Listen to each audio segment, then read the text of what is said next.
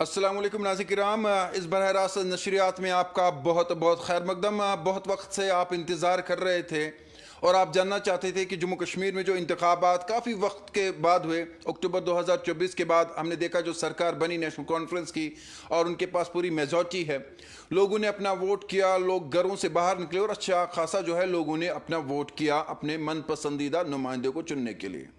नाज़रीन करीबन 2 साल हो चुके हैं, लोगों ने अपने मन पसंदीदा नुमाइंदा जिन्होंने को चुना, क्या वो उन लोगों को लगता है कि वही सही नुमाइंदा उनके लिए था जिसके लिए उन्होंने काफ़ी वक्त से इंतज़ार किया, या वो कोई नुमाइंदा जो वहाँ पर हार चुका है।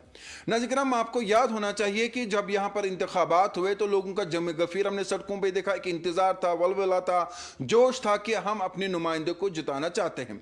पहली बार किसी भी मीडिया चैनल पर पब्लिक रेटिंग के हवाले से कोई प्रोग्राम चलाया जा रहा है और खुशनसीबी की बात यह है कि वो ANN न्यूज़ है। मकामी चैनल होने के नाते हम पर यह जिम्मेदारी भी है और हमारी जिम्मेदारी भी बनती है कि हम आवाम को बताएं और अपने सियासतदानों को बताएं कि आखिर लोग क्या चाहते हैं और सियासतदान जो इस वक्त ग्राउंड जीरो पर काम कर रहे हैं उनके बारे में पब्लिक का तस्वुर क्या है।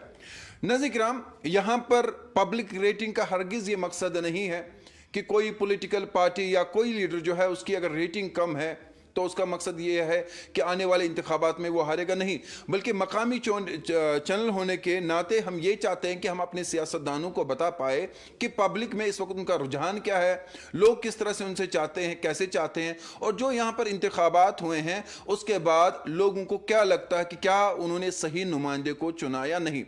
हम एक एक करके सब नुमाइंदों के बारे में बात करेंगे। नेशनल कॉन्फ्रेंस हो, PDP हो, कांग्रेस हो, अपनी पार्टी हो, पीपल्स कॉन्फ्रेंस हो या दीगर भारतीय जनता पार्टी हो, जितनी भी पॉलिटिकल पार्टीज है और उनके जो नुमाइंदे हैं जिन्होंने पार्टिसिपेट किया था इंतखाब में, उनके बारे में लोगों का तस्वुर क्या है। नाज़रीन आपको मैं मुख्तसर इतना बताऊंगा, फिर मेरे साथी भी जिनका मैं जिक्र भी करूंगा मेरे साथ प्रोग्राम में शामिल प्रोग्राम रहेंगे। लेकिन यहाँ पर मैं ज़रूर फिर एक बार ये बात बताना चाहूँगा कि इस प्रोग्राम का हरगिज़ ये मकसद नहीं है कि अगर किसी पॉलिटिकल पार्टी या किसी लीडर के बारे में लोगों का ये तस्वुर है कि ये काम नहीं कर रहा है या उसकी रेटिंग हमारे प्रोग्राम में कम आ रही है, उसका हरगिज़ ये मकसद नहीं है कि वो लीडर नहीं है, वो काम नहीं कर सकता, नहीं। इसका मकसद ये है कि हम चाहते हैं कि अगर किसी भी लीडर में खामी है या उस लोगों को लगता है कि वो ये काम नहीं कर पा रहा, तो हम उसे एज अ ब्रिज, पब्लिक और जो पॉलिटिशियंस हैं उनके दरमियान एक ब्रिज का काम करे और जो पब्लिक वॉइस है वो उन तक पहुँचाए। तो इसीलिए इस प्रोग्राम का नाम हमने रखा है ANN पब्लिक पॉलिटिकल रेटिंग। तो नाज़रीन मेरे साथ आज के प्रोग्राम में मेरे साथ मेरे खास मेहमान, मेरे खास दोस्त और एग्जीक्यूटिव एडिटर हमारे बोर्ड ऑफ डायरेक्टर्स मुदस्सिर याकूब मौजूद है। मुदस्सिर साहब, इससे पहले कि हम पहली सीट के बारे में बात करें, पहली कॉन्स्टिट्यूंसी के बारे में बात करें, आपके चंद अल्फाज सुनना चाहेंगे और हमारे नाज़रीन तक पहुंचे। अस्सलाम वालेकुम तारिक भाई, उम्मीद करता हूँ आप ठीक हैं। काफ़ी दिनों के बाद आपके साथ रूबरू हुआ हूँ एक ही सेट पे। जो ये पॉलिटिकल रेटिंग है, हमने देखा 2024 में इलेक्शंस हुए, बडगाम सीट खाली हो गई थी, उसके बाद वहाँ पे बाई इलेक्शंस हुए और जो सीट NC लेके गई थी 2014 और 2024 असेंबली इंतखाबात में, उसे PDP ने फिर अपने नाम कर दिया। यानी लोगों का मिजाज जो है वो काफ़ी अरसे में बदल सकता है या काफ़ी कम अरसे में बदल सकता है, ऐसा हमने देखा। तो अभी जब हम शुरुआत करेंगे आज के प्रोग्राम में तो हम पहले श्रीनगर से शुरुआत करेंगे, फिर दीगर अजला की बात करेंगे, बडगाम, पुलवामा, बांडीपुरा, गांदरबल, सब की रेटिंग जो है हम दिखाएंगे और हम कॉन्स्टिट्यूंसी वाइज दिखाएंगे कि कौन सी कॉन्स्टिट्यूंसी में कौन सा MLA हैं जिसने जीता था, जो रनर अप रहा था। इंडिपेंडेंट कैंडिडेट्स कई थे, उन्होंने भी अच्छा वोट शेयर ले लिया है उन इंतखाबात में। तो आज के प्रोग्राम में हम कॉन्स्टिट्यूंसी वाइज बात करेंगे और देखेंगे कि क्या जो जीता हुआ MLA है क्या उसकी रेटिंग सही है या वो नीचे आ गया है। कहीं ऐसा तो नहीं कि जो रनर अप था आज वो लीड कर रहा है। और ये प्रोग्राम जो हम आज कर रहे हैं इसका खास मकसद ये है, in democracy there must be accountability, public accountability. जब आप अपने MLA को बताएंगे कि आप अच्छा काम कर रहे हैं या नहीं, तो तभी वो आने वाले 4 सालों में, 3 सालों में आपकी बेहतर खिदमत कर पाएगा। और जो पिछली बार इलेक्शन हार गए थे वो भी ज़रा इस प्रोग्राम के जरिए देखें कि आज पब्लिक उनके बारे में क्या सोचती है। कहीं ऐसा तो नहीं कि जैसा कि हमने बडगाम में देखा था कि पहले वहाँ पे नेशनल कॉन्फ्रेंस को 2024 के असेंबली इंतखाबात में लोगों ने जितवाया, लेकिन बाई इलेक्शंस जब हुए तो हमने देखा कि PDP ने वहाँ पर बाजी मार दी। नगरोटा में हम जानते हैं कि जो देवेंद्र रैना साहब हैं एक्सपायर हो गए थे, उनकी बेटी जो है दिव्या रानी वो वहाँ पे एमएलए हैं। तो वहाँ पे हमने देखा कि बीजेपी का जो वोट शेयर है अगर किसी न किसी हद तक कम हो गया, लेकिन फिर भी बीजेपी उस सीट पर जो है बाजी मार जाती हैं। आज की तारीख में हम आपको बताएं ये सर्वे जो है एएनएन न्यूज़ का, इसके लिए जो है कई रियासतों से एक इंडिपेंडेंट टीम आई थी जिन्होंने एएनएन न्यूज़ के लिए ये सर्वे किया। आपको याद होगा हमारा एग्जिट पोल हमारा 99.99% एक्यूरेट रहा। कई ऐसे खिलाड़ी भी हमने आपको दिखाए थे जिनके बारे में आपने यकीन नहीं किया, लेकिन जैसे ही नताइज सामने आए तो लोगों ने कहा वाह, जो असल में नताइज है ये तो एएनएन न्यूज़ ने जो है एक हफ्ते पहले ही कहा था टीवी पे। तो आज हमारा मकसद है इस एएनएन न्यूज़ पब्लिक पॉलिटिकल सर्वे के जरिए आपको ये बताना कि कौन सा एमएलए कहां पे खड़ा है, किस एमएलए के बारे में लोग क्या सोचते हैं और उसकी कॉन्स्टिट्यूंसी में क्या उसकी पॉपुलैरिटी बढ़ती जा रही है या गिरती जा रही हैं। और मेरे ख्याल से तारिक भाई आज के प्रोग्राम में एक मैसेज होगा पॉलिटिकल पार्टीज के लिए, उनके एमएलएज के लिए, चाहे वो किसी पार्टी से वाबस्ता हो या इंडिपेंडेंट हो, कि वो देखे आज अवाम उनके बारे में क्या सोचती है और अवाम उन्हें किस रेटिंग पे रखती हैं। और ये रेटिंग जो है ये आउट ऑफ 10 है, यानी आउट ऑफ 10 जो है रेटिंग दी है अवाम ने। किसी को क्या कोई एमएलए हो सकता है जिसे 10 आउट ऑफ 10 मिला हो, या किसी को 9 मिला हो, या क्या कोई ऐसा एमएलए है जो 3 पे नीचे आ गया हो, जो 0 पे नीचे आ गया हो। ये तमाम कॉन्स्टिट्यूंसीज के बारे में हम जो है डिस्ट्रिक्ट वाइज बात करेंगे आज के प्रोग्राम में। और मेरे ख्याल से हम शुरुआत करेंगे श्रीनगर डिस्ट्रिक्ट से, क्योंकि हम जानते हैं दारुल हुकूमत है और इस दारुल हुकूमत के बारे में हम जानते हैं 8 असेंबली कॉन्स्टिट्यूंसी हैं श्रीनगर में, और इन 8 कॉन्स्टिट्यूंसीज जो हैं इनमें से 7 नेशनल कॉन्फ्रेंस के पास हैं और एक कांग्रेस के पास हैं। लेकिन मजमूई तौर पे अगर मुझे स्टेटमेंट देनी होगी श्रीनगर डिस्ट्रिक्ट के बारे में, 8 कॉन्स्टिट्यूंसीज के बारे में, तो मैं कह सकता हूं कि सारी की सारी सीटें नेशनल कॉन्फ्रेंस और कांग्रेस की मुश्तरका सरकार के पास हैं, क्योंकि उन्होंने इलेक्शन के दौरान भी अलायंस किया था और 7 सीटें नेशनल कॉन्फ्रेंस को दी गई थी इस अलायंस में और 1 सीट सेंट्रल चार्टिंग की कांग्रेस को दी गई थी। और मेरे ख्याल से यह कहना सही होगा तारिक भाई कि अगर हम कहेंगे कि जो 8 की 8 सीटें हैं वो नेशनल कॉन्फ्रेंस और कांग्रेस के पास हैं, लेकिन पब्लिक रेटिंग में क्या होता है, मतलब अगर आज की तारीख में इलेक्शन हो जाए तो क्या नेशनल कॉन्फ्रेंस और कांग्रेस इन 8 सीटों को रिटेन कर पाएगी?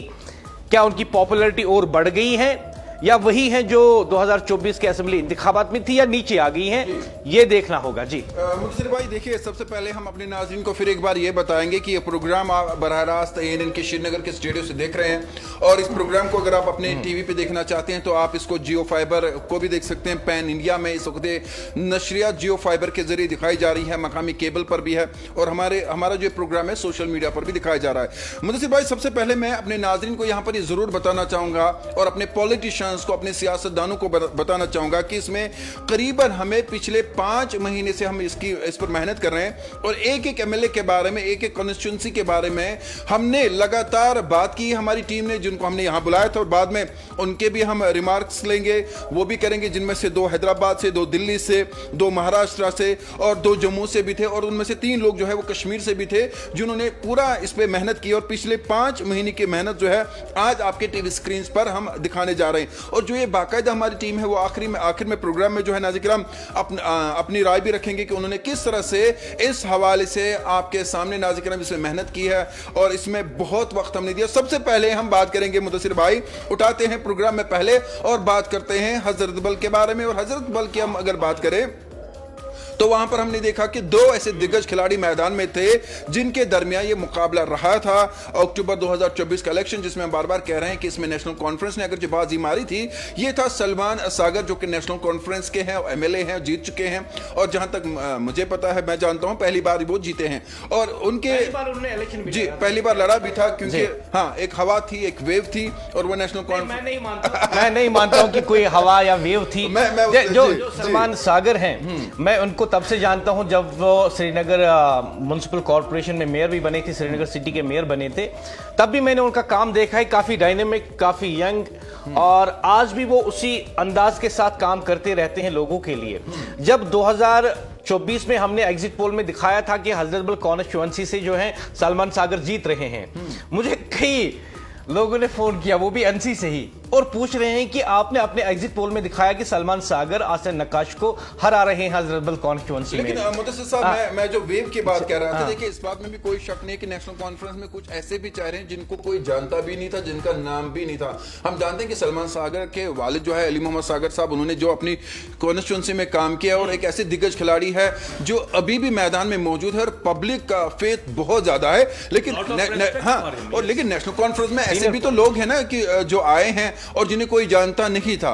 तो बहरहाल हम उस पर भी बात नहीं करेंगे। तो मुदस्सिर भाई, पहले मैं आपको था कि जब हमने एग्जिट पोल में दिखाया था कि सलमान सागर जीत रहे हैं हजरतबल कॉन्स्टिट्यूंसी से, तो एनसी के बहुत सारे लोगों ने मुझे पर्सनली कॉल किया, कहा कि क्या आप श्योर हैं, और मुझे लगा कि वो खुद श्योर नहीं है। बट अल्हम्दुलिल्लाह हमारा एग्जिट पोल वहां पे भी जो है सही साबित हुआ, क्योंकि आसिया नक्काश पीडीपी की सीनियर लीडर, एक दिग्गज सियासतदान रही हैं वहां पे, और उनको हराना एक चैलेंजिंग था सलमान सागर के लिए। लेकिन आप देख लीजिए कि सलमान सागर ने न सिर्फ उनको हरा दिया, बल्कि 16% वोट शेयर ले लिया उन्होंने कॉन्स्टिट्यूंसी में, जबकि आसिया नक्काश को 7.6 परसेंटेज पर ही इतना जो है मुतमईन होना पड़ा। बिल्कुल। तो मुदस्सिर साहब, जब हम बात करते हैं हजरतबल कॉन्स्टिट्यूंसी की, हम जानते हैं कि मैं आपसे जानना चाहूंगा, आपको क्या लगता है रेटिंग में सलमान सागर आगे हैं या पीछे? क्या आसिया नक्काश जो है फिर से बरतरी ले गई?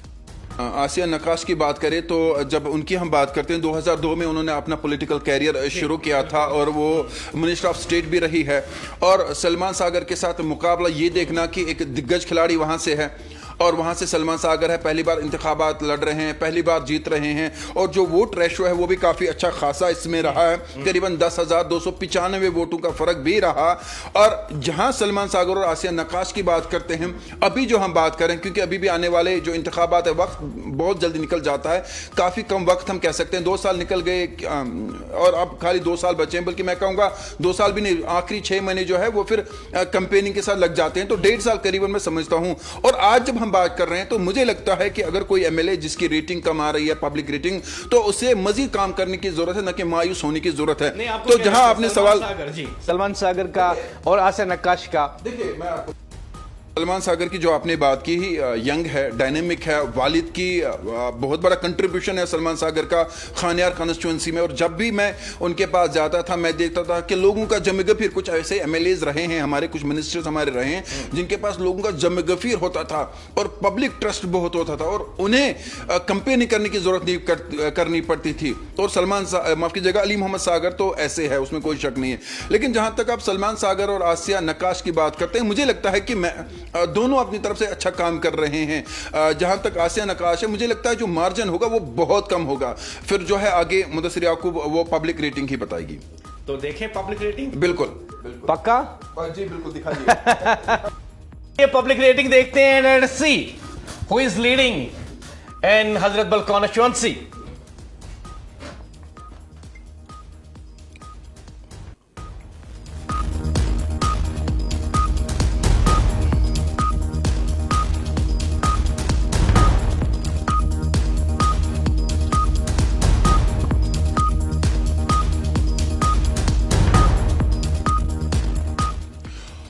और ये देखिए मुदस्सिर साहब, सलमान सागर 5.1 रेटिंग उनकी है, आसिया नक्काश की 4.7, जो अदर्स है वो 0.2। यानी यहाँ पर सलमान सागर ने फिर से बाजी मारी और पब्लिक ट्रस्ट अभी भी उन पर है। तो मुदस्सिर याकूब क्या कहेंगे? यानी सलमान सागर अभी भी लोगों के दिल में, लेकिन मैंने कहा था मार्जिन कम होगा, वो वैसा ही है जी। हाँ बिल्कुल, सलमान सागर 5.1 बहुत अच्छी रेटिंग, जबकि आसिया नक्काश 4.7, यानी थोड़ा ही दूर है, लेकिन ये थोड़ा मार्जिन भी कभी कभी इंसान को मार देता है। और इस तरीके से हजरतबल कॉन्स्टिट्यूंसी में सलमान सागर नेशनल कॉन्फ्रेंस के एमएलए लीड कर रहे हैं। और इस तरीके से हम देख रहे हैं कि नेशनल कॉन्फ्रेंस ने अपनी बढ़त, अपनी मोहब्बत, अपनी इज्जत, अपनी रेपुटेशन हजरतबल कॉन्स्टिट्यूंसी में बरकरार रखी है। Young dynamic Salman Sagar, first time MLA from Hazratbal constituency, lead कर रहे हैं हजरतबल कॉन्स्टिट्यूंसी में। पब्लिक इनको रेटिंग दे रही है, इनके कॉन्स्टिट्यूंसी के लोग इनको रेटिंग दे रहे हैं। और हजरतबल कॉन्स्टिट्यूंसी के लोगों का कहना है हमारा लीडर कैसा हो, सलमान सागर जैसा हो। ये जी बात आपने बड़ी कही है, बिल्कुल सही। अगर हम हजरत बल की बात करें तो अभी भी सलमान सागर वहां के लोगों के दिलों में रहते हैं। नाज़रीन, हम आपको बताना चाहेंगे जो सलमान सागर ने 18,890 वोट लिए थे और जो आसिया नक्काश है उन्होंने 8,595 वोट लिए थे, और जहां परसेंटेज है वो 23.44 रही थी, और कुल मिलाकर अगर मार्जिन देखा जाए तो 10,295% रहा था। तो यहां पर सलमान सागर 2 साल के बाद भी अभी भी आपकी टीवी स्क्रीन पर पब्लिक रेटिंग में नंबर 1 हजरत बल में लीडर माने जा रहे हैं, और उनके बमुकाबले में जो दूसरे नंबर पर लीडर आ रहे हैं वो आसिया नक्काश। अगरचे वहां पर मजीद लोगों ने इंतखाबात में हिस्सा लिया था, उनका जो अभी पब्लिक फेथ है वो 0.2 है, न के बराबर है। फिर भी हम कह सकते हैं कि अगला जो मुकाबला होगा इंतखाबात में मुदस्सिर याकूब व सलमान सागर का होगा आसिया नक्काश के और साथ। आप देख लीजिए ना 0.4 पॉइंट्स का डिफरेंस है, 0.4। और जब आप देखेंगे पिछले इंतखाबात में आसिया नक्काश को जो है 8,595 वोट्स मिले थे, जबकि सलमान सागर को 51,000। तो आप देख सकते हैं पब्लिक पॉलिटिकल रेटिंग जो है सलमान सागर की वो 10 में से है 5.1। ये बहुत बड़ी बात होती है मुदस्सिर भाई। काफी चैलेंज भी है इनके लिए, काफी चैलेंज भी है। हालांकि अच्छी बात है सलमान सागर जो है लीड कर रहे हैं, लोगों ने इन्हें 5.1 रेटिंग दी है, लेकिन चैलेंजिंग ये भी रहेगा कि आसिया नक्काश से महज 0.4 पॉइंट जो है वो पीछे हैं। चैलेंजिंग रहेगा, लेकिन जिस तरीके से काम कर रहे हैं आई थिंक नेक्स्ट बार इनकी रेटिंग इससे भी आगे जाएगी। लेकिन वहीं पे आसिया नक्काश के लिए भी मौका है कि वो इस डिफरेंस को मिटाकर आगे जा सकती हैं। फिलहाल सलमान सागर को बहुत बहुत मुबारक। एएनएन न्यूज़ पॉलिटिकल रेटिंग में सलमान सागर 5.1 की तरफ से लोगों ने आपको ये रेटिंग दी है, यानी वो आपको अपना अच्छा एमएलए मानते हैं, अपना अच्छा लीडर मानते हैं, आप उनके लोगों के काम करते हैं, लोग उसको रिकॉग्नाइज कर रहे हैं। बहुत बहुत मुबारक सलमान। हम यहाँ कह सकते हैं कि नेशनल कॉन्फ्रेंस ने आज हमारी पॉलिटिकल जो पब्लिक पॉलिटिकल वोटिंग हम कह सकते हैं रेटिंग कैसे गए, उसमें पहली सीट नेशनल कॉन्फ्रेंस में खाते में मुदस्सिर याकूब गई है। तो जिस तरह से हमने एग्जिट पोल भी किया था और इसी तरह से हमने दिखाया था, और आज भी हम दिखा रहे हैं आपको हजरत बल की जो सीट है फिलहाल नेशनल कॉन्फ्रेंस के खाते में जाती है। जो एएनएन पब्लिक पॉलिटिकल रेटिंग है ये पहली सीट नेशनल कॉन्फ्रेंस के खाते तारिक भाई हम आपको बता दूं कि जब हम तमाम कॉन्स्टिट्यूएंसीज को कवर करेंगे उसके बाद हम आपको दिखाएंगे कि जो पॉलिटिकल लीडर्स हैं, पॉलिटिकल हेड्स हैं, जैसे कि उमर साहब हैं, महबूबा जी हैं, अल्ताफ बुखारी साहब हैं, सजाद लोन साहब हैं, गुलाम नबी आजाद साहब हैं, सतीश शर्मा साहब हैं, अल्ताफ बुखारी साहब हैं। तो इनकी हम दिखाएंगे कि फिर पॉलिटिकल जो हेड्स हैं इनमें से किसको क्या रेटिंग मिली है, वो हम प्रोग्राम के आखिर में आपको बताएंगे। और जैसे हम हजरत बल की बात कर रहे थे, I think we should move forward and we will go to Khanyar ji. और खानियार में तो सागर साहब है जिनकी बड़ी लंबी बात पहले हम फरजंद की बात कर रहे थे और अब हम वालिद साहब की लेकिन बात यहाँ पर करेंगे। ये भी देखना कि कहीं वालिद की जो ये पब्लिक पॉलिटिकल रेटिंग है वो कम तो नहीं हुई, वो भी देखना होगा। लेकिन चलिए पहले बात करते हैं मुदस्सिर याकूब अली मोहम्मद सागर के बारे में। एक बात मैं जरूर कहूंगा, मैं छोटा ही था जब उनके पास, बल्कि 2008 की बात, उम्र उतनी है नहीं, मैं अभी भी बहुत छोटा हूँ, ऐसा नहीं है, हालात ने बड़ा कर दिया है, उम्र तो वही है।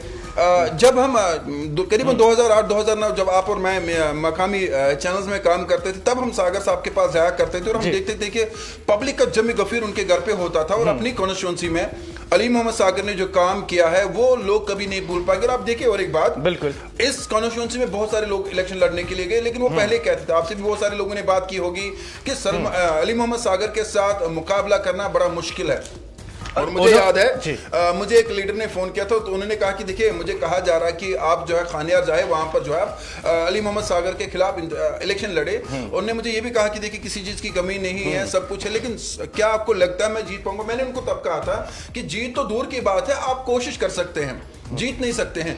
अब फिर उन्होंने मुझे कहा क्योंकि मेरे पास साथ यूथ है। मैंने कहा देखिए जो सलमान सागर या अली मोहम्मद सागर है, उनका जो कंट्रीब्यूशन इस कॉन्स्टिट्यूंसी में है वो वहां के लोग भूल नहीं पा रहे हैं और ना वो भूलना चाहते हैं, और उन्होंने वहां पर हमेशा लोगों की खिदमत की है और अभी भी कर रहे हैं। जब हम बात कर रहे हैं अभी भी जो है अली मोहम्मद सागर जो है लोगों की खिदमत कर रहे हैं और पब्लिक फ्रेंडली लीडर रहे हैं अली मोहम्मद सागर। अगर मुझे लगता है, मुझसे पूछा जाए कि आप इसमें क्या उनको रेटिंग देंगे, तो मैं उनको कहूंगा कि 10 में से करीबन मैं 7 या 7.5 उनको दूंगा। तो पब्लिक में भी उनका अच्छा खासा रसूख था। दूसरा ये कि पब्लिक फ्रेंडली रहे हैं, और उनका जो मुकाबला मुदस्सिर याकूब यहाँ पर था अली मोहम्मद सागर का, जो थे वो थे शेख इमरान, जो कि डिप्टी मेयर भी रहे हैं। और आगे मैं आपको माइक देना चाहूंगा, आप बात करें। देखिए, सागर साहब के बारे में मैं आपको बता दूं कि मैं भी जब भी जर्नलिज्म में उनके साथ काम करने का मौका मिला, उनके इवेंट्स कवर किए, उनकी रहाइश गाह पे, जो सरकारी रहाइश गाह हुआ करती थी, वहां पे कभी उनका इंटरव्यू करने का मौका मिला, कभी टीवी पे उनका इंटरव्यू करने का मौका मिला। तो मैंने हमेशा देखा है कि सागर साहब को खानियार से कॉल आती हैं, वो ये नहीं पूछते कि आप कौन हैं, क्या आप मेरी पार्टी से हैं या किसी और पार्टी से। सागर साहब ने फोन उठाया, सलाम का जवाब दिया, और वहां से आगे शख्स ने बोला कि मैं खानियार कॉन्स्टिट्यूएंसी से इस जगह से बोल रहा हूं, यहां पे बिजली नहीं है। सागर साहब ने दूसरा सवाल पूछा ही नहीं कि आप कौन, मेरा नंबर कहां से लाया, क्या आप नेशनल कॉन्फ्रेंस के हो, मेरे वर्कर हो, कभी नहीं पूछा। सीधे फोन उठा के कंसर्न अथॉरिटी को, ये इलाका है, ये मोहल्ला है, बिजली 1 घंटे में रेस्टोर होनी चाहिए। सागर साहब को कॉल आता है खानियार कॉन्स्टिट्यूएंसी से कि पानी नहीं है, कभी नहीं पूछेंगे आप कौन, क्या मेरी पार्टी से हो, सीधे कंसर्न अथॉरिटी को फोन कि आधे घंटे में पानी रेस्टोर होना चाहिए। सागर साहब, अब तो उनकी सेहत मैं समझता हूं थोड़ी सी कमजोर हो गई है, लेकिन मैं जानता हूं सागर साहब ने हर एक मोहल्ले में, हर एक घर में हमेशा जो हैं गए हैं, लोगों से मिले हैं। इलेक्शन के दौरान नहीं कि मुझे वोट चाहिए, इलेक्शन जीतने के बाद।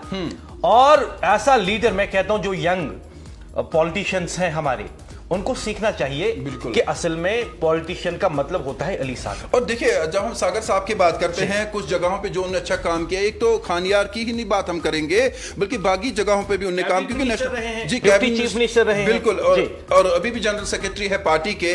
देखिए, उन्होंने जो काम किया इंफ्रास्ट्रक्चर पे, उन्होंने बहुत काम किया, बहुत ज्यादा, उनकी कॉन्स्टिट्यूएंसी के साथ साथ जम्मू कश्मीर। दूसरा, हमने देखा कि जो वाटर सप्लाई का इशू कश्मीर में होता था, उस पर भी उन्होंने बहुत अच्छा काम किया। और हेल्थ केयर पर सागर साहब का तो नंबर 1 नाम लिया जाता कि देखिए, उन्होंने अपनी कॉन्स्टिट्यूएंसी में हेल्थ पर बड़ा फोकस किया है। ये बड़ी 3 चीजें मुदस्सिर याकूब, जिसपे सागर साहब मुझे लगता है कि आज भी लोगों के दिलों में जिंदा है। बिल्कुल, जब आप मजमूई तौर पे रियासत जम्मू कश्मीर की बात करते हैं, तो उन्होंने न सिर्फ कश्मीर में बल्कि जम्मू में भी बहुत सारे तामीराती कामों का इफ्तिताह भी किया है, जो उन्होंने शुरू भी करवाए थे। और जब हम उनकी कॉन्स्टिट्यूएंसी की बात करते हैं खानियार की, तो लगातार वहां से 5 या 6 टाइम्स एमएलए बनना, ये अपने आप में एक ऑनर होता है कि लोग बार बार आप पे भरोसा करते हैं। और मैं कहता हूं कि सागर साहब, चूंकि जो मेरी जाती नॉलेज है, अब उनकी सेहत थोड़ी सी कमजोर हो गई है, लेकिन अब भी वो लोगों के लिए खड़े रहते हैं, उनके काम करते हैं। तो मेरे ख्याल से सागर साहब के बारे में ये कहना कि उनकी रेटिंग कभी डाउन हो सकती है, या खासकर इस सर्वे में, आई नेवर एक्सपेक्ट कि उनकी रेटिंग डाउन होगी, but I am excited to see कि लोगों ने रेटिंग क्या दी है उनकी। तो देखिए हम क्या, जी बिल्कुल, चलिए दिखाइए, खानियार के बारे में हम जानना चाहेंगे। खानियार कॉन्स्टिट्यूएंसी, अली मोहम्मद सागर एमएलए है वहां पे, देखते हैं रेटिंग।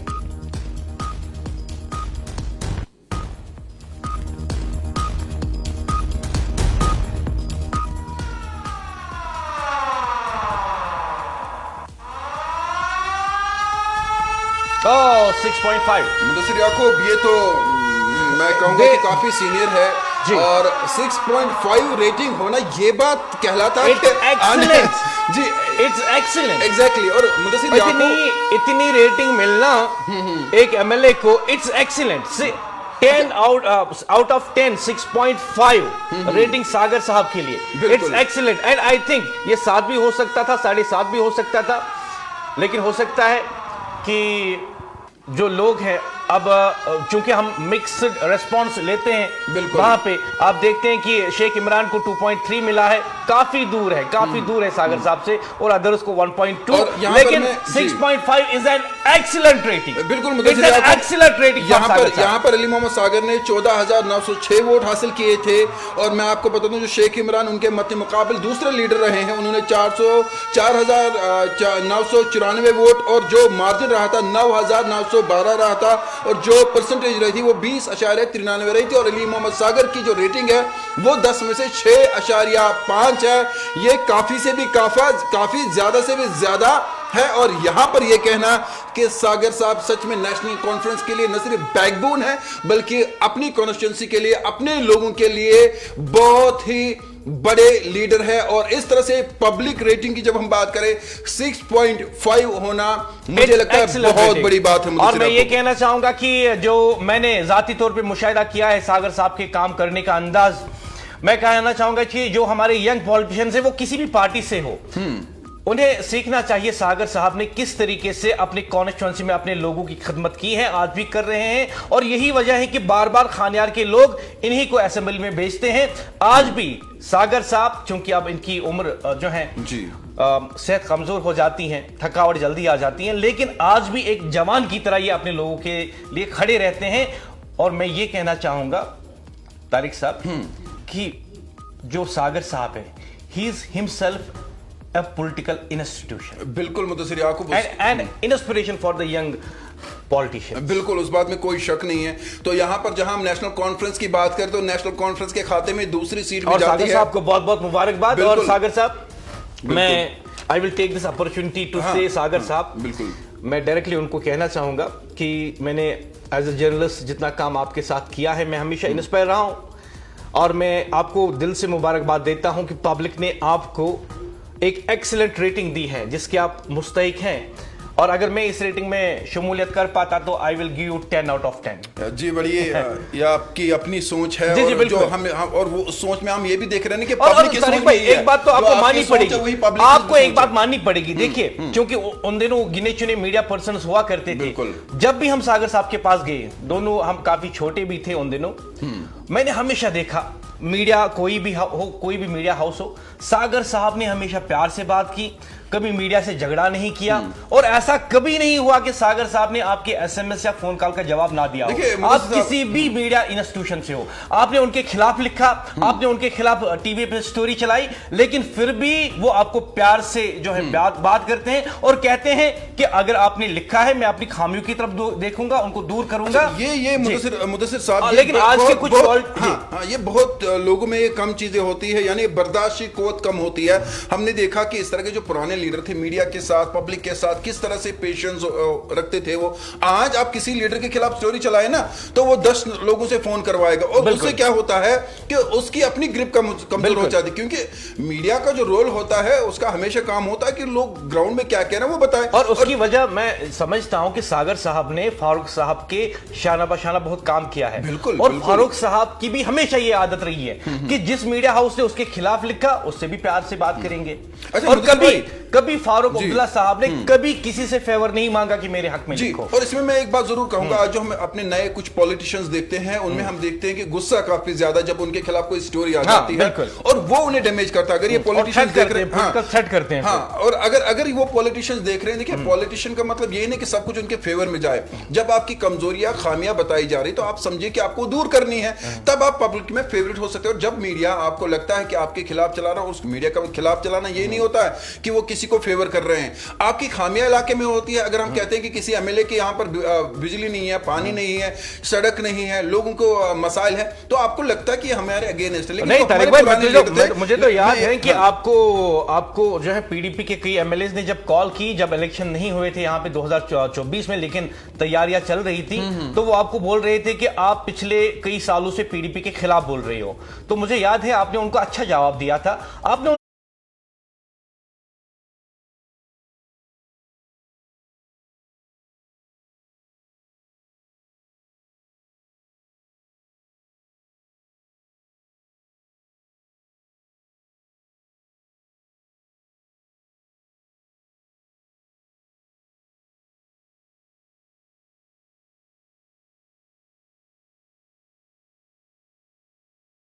पॉलिटिकल रेटिंग दिखा रहे हैं हम। अगर दिखा रहे हैं कि सलमान सागर इस वक्त वहां पर जो लोगों की फेथ उन पे, कल नहीं हो सकता है कि 6 महीने के बाद फिर से हम स्क्रीन पे आए बताए और तब कुछ और हो। हम बता रहे हैं कि खानियार में हबकदल बताएंगे, बाकी इलाकों के बारे में। तो ये अभी तक का, यानी जो हमने पिछले 5 महीने से ऑब्जर्व किया हमारी टीम ने, वो बता रहे हैं। हो सकता है कि आने वाले 2-3 महीने में कुछ और हो। तो जी मुदस्सिर साहब, अब मुझे नहीं लगता कि सागर साहब कभी जो है इनकी रेटिंग कम हो जाएगी। एनीवे, हमने देखा अभी तक हजरत बल में सलमान सागर लीड कर रहे हैं, खानियार में अली मोहम्मद सागर साहब लीड कर रहे हैं। अब एक और कॉन्स्टिट्यूएंसी को देखें। क्या हम जड़ीबल जा रहे हैं अभी?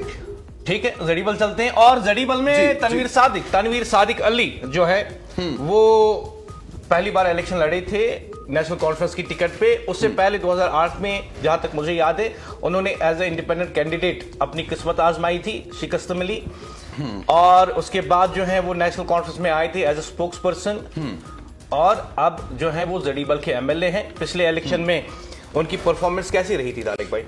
देखिए, परफॉर्मेंस तो बहुत अच्छी रही थी। तनवीर सादिक के बारे में भी कहूंगा, यंग है, डायनेमिक है, हिम्मत है, काम करने वाले और एक्टिव काफी है। जो मैं देख रहा हूं कि वो उमर अब्दुल्ला के साथ भी बड़े एक्टिव रहते हैं और जहां जहां पब्लिक रैलीज होते हैं वहां पर रहते हैं, और मीडिया के साथ इंटरेक्शन उनकी बहुत ज्यादा रहती है, जो अच्छी बात है। लेकिन जो पब्लिक की डिमांड या पब्लिक की मांग या जो पब्लिक चाहते हैं, क्या वहां पर तनवीर सादिक खरे उतर रहे हैं या नहीं, वो पब्लिक डिसाइड करेगी। लेकिन मेरी जाती राय है कि तनवीर सादिक तो एक यंग डायनेमिक लीडर है और उनका फ्यूचर काफी ब्राइट होगा। जो लेकिन ठीक है, मैं पार्शियली डिसएग्री करूंगा। देखिए, उनके खिलाफ जो है पीपल्स कॉन्फ्रेंस के आबिद अंसारी ने इलेक्शन लड़ा था जी, और जो वोट्स का फासला रहा था जडीबल में, तनवीर सादिक को मिले थे 22,000 के करीब वोट्स और आबिद अंसारी को मिले थे 6,000 के करीब वोट्स। मार्जिन जो है काफी रहा था 16,000 वोट्स का। लेकिन मैं आपको एक बात बताना चाहूंगा तनवीर सादिक के बारे में। नेशनल कॉन्फ्रेंस में अगर कोई एमएलए, कोई लीडर इस पार्टी को डुबाएगा तो वो तनवीर सादिक है। यह आपकी जाती राय है या पब्लिक ओपिनियन है? देखिए, मैं आपको बताऊं, जब 2010 की बात है मेरे ख्याल से, मैंने उमर अब्दुल्ला से कहा था, गुलमर्ग में हम एक साथ थे, तो मैंने उनसे कहा था कि जो आने वाले इंतखाबात हैं पार्लियामेंट के, उन्हें पीडीपी स्वीप करेगी। उन्होंने मुस्कुरा दिया और कहा कि आपके घर की एजेंसीज ने ये रिपोर्ट दी होगी। उसी तरीके से कई बार मेरी जो पॉलिटिकल प्रेडिक्शंस रही हैं वो एब्सोल्यूट रही हैं। मैंने पीडीपी से भी कहा था कि आपका अगर कोई पार्टी को डुबाएगा तो मैंने नाम भी बोला था। नहीं, let me tell you one thing, जो मैं आपको कह रहा हूं, this is political prediction based on the facts on the ground. बहुत सारे लोग कहते हैं कि हम जब नवाई सुबह जाते हैं नेशनल कॉन्फ्रेंस के हेड क्वार्टर, तो ये उनसे रोब के साथ बात करता है, डांट के बात करता है। और दूसरी बात ये कि जहां पे भी आप देख लीजिए, ये सीएम उमर अब्दुल्ला को कॉपी करने की कोशिश करता है ताकि वो खुश रहे। इसका काम था लोगों को खुश करना, पार्टी की रेपुटेशन को ऊपर करना। लेकिन इसकी एक्टिविटीज पार्टी की उम्मीद, नहीं, मैं फैक्ट्स बता रहा हूं।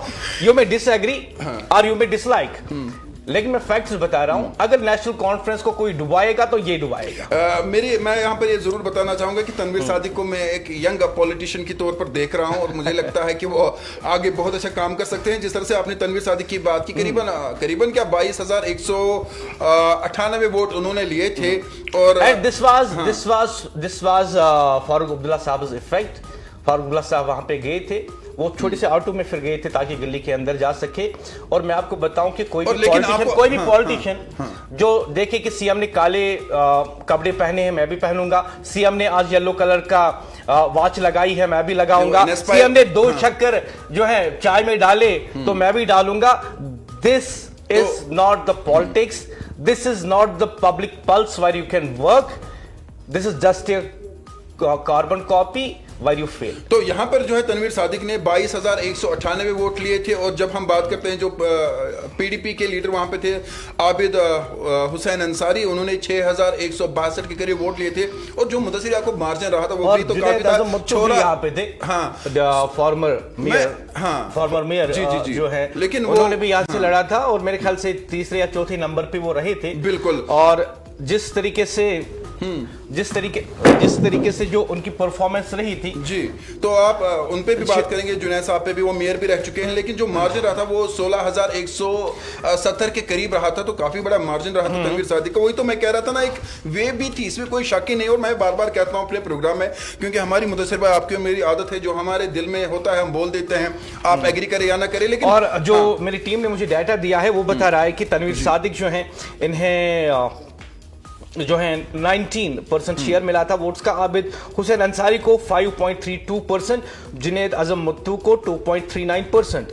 और भी कैंडिडेट्स थे, लेकिन जी। तो क्या हम जडीबल को देख ले कि वहां पर in public, but before going for the Zadibal को देखने से पहले मैं आपको बताऊं कि एक एमएलए का काम होता है लोगों की खिदमत करना, और लोगों की जो करीब रहेगा वो आगे हमेशा रहेगा। इससे पहले हमने देखा हजरतबल कॉन्स्टिट्यूएंसी में सलमान सागर, अब भी उनको लोगों का ढेर सारा प्यार मिल रहा है, अच्छी रेटिंग मिली है। और उसी तरीके से हमने देखा कि खानियार में सलमान सागर साहब के वालिद साहब अली मोहम्मद सागर साहब, उनको काफी अच्छी रेटिंग मिली है। और I will repeat before going to the Zadibal, अगर नेशनल कॉन्फ्रेंस को कोई एमएलए डुबाएगा तो तनवीर सादिक डुबाएगा। Let us see the rating. चलिए रेटिंग देखते हैं। मुदस्सिर साहब, हम देख चुके हैं नेशनल कॉन्फ्रेंस के खाते में पहली 2 सीट्स तो आ चुकी है, और हजरत बल भी और खानियार भी। तो जरीबल में नेशनल कॉन्फ्रेंस का क्या हाल है, आइए देखते हैं।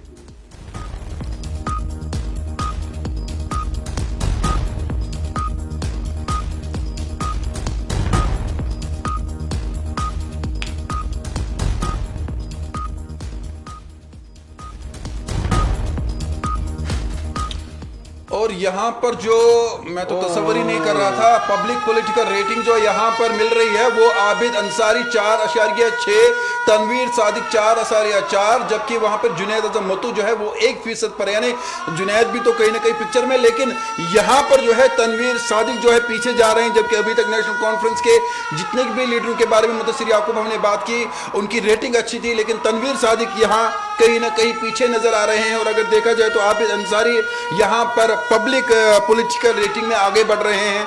आपने पहले ही इस पर काफी लबकुशाई की है, और मैं चाहूंगा अब लबकुशाई के बजाय हम ये बात करें, मार्जिन भी मुदस्सिर याकूब का 0.2 का है, 0.2 का है, ये 0.4 है, वो 0.6 है, 0.2 का फर्क है। But this is no surprise for me. मैं जैसे कि मैंने खुद जाती तौर पे मुशाहिदा किया, और जो पब्लिक रेटिंग, खैर ये तो हमने इंडिपेंडेंट लोगों से करवाई। फिलहाल आबिद अंसारी जडीबल में बेहतरीन रेटिंग के साथ 4.6, हालांकि ये 50% से कम है, लेकिन तनवीर सादिक सिटिंग एमएलए जो है वो तो इससे भी पीछे है, 0.2। फिलहाल आबिद अंसारी को बहुत बहुत मुबारक, जडीबल में उनकी रेटिंग बहुत अच्छी आई है, हाईएस्ट आई है, और तनवीर सादिक को इन्होंने फिलहाल पीछे कर दिया है 0.2 से।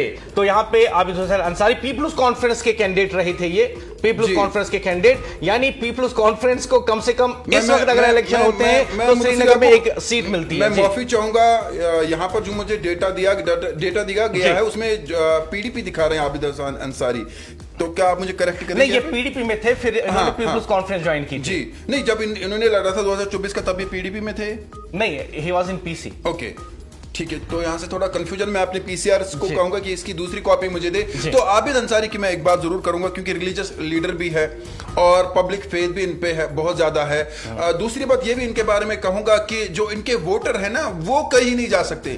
ठीक है, ये हार गए हैं, लेकिन जो इनका वोटर है वो कहीं नहीं जाएगा। हो सकता है कि नाराजगी हो लोगों की, और अब वो नाराजगी शायद आहिस्ता आहिस्ता कम हो रही है। जिस तरह से तनवीर सादिक के बारे में आपने बहुत कुछ कहा है, वो भी जो है ग्राउंड जीरो पर सिचुएशन हो सकती है। मैं फिर यही कहूंगा कि जो हम कह रहे हैं ये पब्लिक रेटिंग, ये हम नहीं कह रहे हैं, हमारी एक एक बात अवाम की बात है। और यहां पर जिन लोगों को लगता है कि उनकी पब्लिक रेटिंग कम है, उन्हें चाहिए वो पब्लिक से इंटरेक्ट करे, उनसे पूछे, बात करे, लोगों के काम करे। और आने वाले 5 या 6 महीने के बाद मुदस्सिर साहब, जब हम फिर एक बार स्क्रीन पर आएंगे, तब हो सकता है कि सिनेरियो कुछ और हो। तो और पता है तारिक भाई, कभी हम क्या करते हैं कि हम सोचते हैं कि जो दिखता है वही है, और जो नहीं अजी जो दिखता है वही है, लेकिन बहुत बार हमने देखा कि जो दिखता नहीं है वही होता है। बिल्कुल। तो हमने जडीबल में असल में यही बात देखी। हम देखते हैं आयो दिन जो है तनवीर सादिक मीडिया के पास आते हैं, फिर पीडीपी पे तनकीद करते हैं, बाकी पार्टियों पे तनकीद करते हैं। ठीक है, उनका काम है, क्योंकि वो पार्टी के स्पोक्स पर्सन भी हैं। लेकिन मैं जाती तौर पे समझता हूं कि एक एमएलए को अपनी कॉन्स्टिट्यूएंसी पे भी ध्यान देना होगा। इतना ही नहीं कि अपने वर्कर्स को वो थोड़ा सा सीडी कॉन्स्टिट्यूएंसी डेवलपमेंट फंड में पैसे दे और उनको काम दे। एमएलए का काम होता है पूरी कॉन्स्टिट्यूएंसी में, चाहे कोई आपका वोटर हो या ना हो, उसके पास भी जाना, उसके मसाइल सुनना और उस पर भी काम करना। ये नहीं कि मैं सीएम के बहुत नजदीक हूं, तुम्हें बर्बाद कर दूंगा, मैं सीएम के बहुत नजदीक हूं, और दूसरे एमएलए को कहना कि सीएम के पास टाइम नहीं है आपसे मिलने के लिए। ऐसा नहीं चलता। हम आगे ऐसी चीजें पार्टी को डुबा देती हैं। और टेक्निकल टीम में कोई अंदर आ जाए स्टेडियम में, मेरा मोबाइल गिर गया। जी, तो यहाँ पर मैं जरूर कहूंगा नाज़िर, मैं बार बार इसलिए कह रहा हूं, मुझे पता है कि जब भी इन्होंने कोई प्रोग्राम किए, मैं कोई अपनी मुदस्सिर याकूब की अपनी या इनकी तारीफ या तायद नहीं कर रहा हूं, बल्कि हमने प्रूव करके दिखाया कि तो आप मुझे एक बात बताइए तारिक भाई, tell me one political prediction which has failed so far. मुझे बताइए आज तक मैंने जितनी भी पॉलिटिकल प्रेडिक्शंस की हैं, एक बताइए जो फेल हो गई हो। वही मैं कहने जा रहा हूं, तो आपने बीच में मुझे रोका। तो एनएन या मुदस्सिर भाई या मैंने जो भी आज तक या हमारी टीम ने जो भी प्रोग्राम किया है, ऑन रिकॉर्ड है, social media I am just making commentary. देखिए, ये जो सर्वे है ये अलग से है, ये इंडिपेंडेंट टीम का है, तो हमारे हाथ में है नहीं, ये तो हमारे हाथ में नहीं। लेकिन मैं कहता हूं कि जो जो मैं बता रहा हूं, this is my observations, this is the commentary I am making. हाँ, तो मैं जरा बात पूरी कर लूं मुदस्सिर साहब। तो यहाँ पर मैं ये जरूर बात कहना चाहूंगा कि पब्लिक बोलती है, अभी हमारा प्रोग्राम आ रहा है जिसमें हर कॉन्स्टिट्यूंसी में जो लोगों से हम बात करेंगे वो भी ऑन स्क्रीन दिखाएंगे, ताकि आपको ये पता चले कि पब्लिक क्या चाहती है। देखिए, अभी हमारी जो टीम ने जिनको हमने कहा था कि वो ये सर्वे करे, 5 महीने का वक्त हमें लगा और 5 महीने के बाद हम आपके पास है। लेकिन अब जो हमारा इस प्रोग्राम के बाद प्रोग्राम आने वाला है वो पब्लिक बोलती है, जिसमें हम हर कॉन्स्टिट्यूंसी में जाएंगे, लोगों से पूछेंगे और विदाउट फिल्टर और कट आपके टीवी स्क्रीन पर दिखाएंगे। अब हम आगे बढ़ते हैं, बात करते हैं लाल चौक कॉन्स्टिट्यूंसी के बारे में यही कहूंगा कि शहर श्रीनगर का दिल है लाल चौक कॉन्स्टिट्यूंसी।